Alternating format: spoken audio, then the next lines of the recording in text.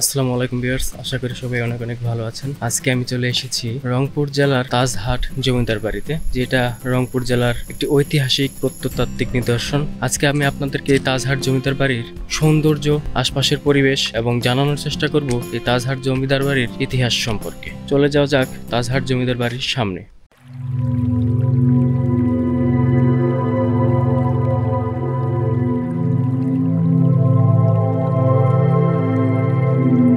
তাজহাট জমিদার মূলত গোবিন্দলালের পুত্র গোপাললালের সাথে সম্পর্কযুক্ত, যা স্থায়ীভাবে তাজহাট জমিদার নামে পরিচিত।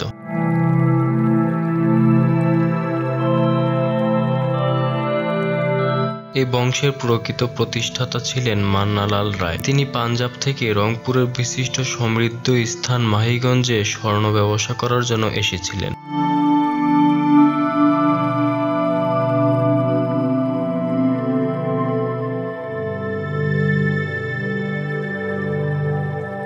প্রাচীন রংপুরের ইতিহাস পুস্তক থেকে জানা যায় যে মান্নালাল রায় রংপুরের মাহিগঞ্জে এসেছিলেন হীরা, জহরত ও স্বর্ণ ব্যবসার জন্য। প্রথমে তিনি নানা ধরনের নামি দামি হীরা, মানিক, জহরত খচিত তাজ বা টুপির ব্যবসা করেছিলেন। উক্ত তাজ বিক্রির লক্ষ্যে এখানে হাট বসে, যা পরবর্তীতে বিরাট প্রসিদ্ধি লাভ করে, এবং এই তাজহাটকে কেন্দ্র করে এই জমিদার বাড়ির নামকরণ করা হয় তাজহাট জমিদার বাড়ি।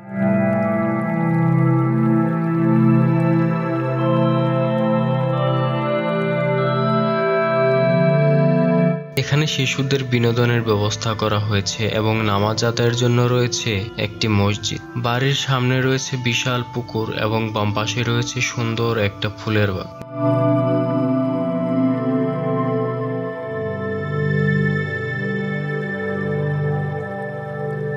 রংপুর রেলওয়ে স্টেশন থেকে মাত্র 2.2 কিলোমিটার দূরেই হচ্ছে এই তাজহাট, যা রংপুর জেলা শহরের ভিতরেই অবস্থিত।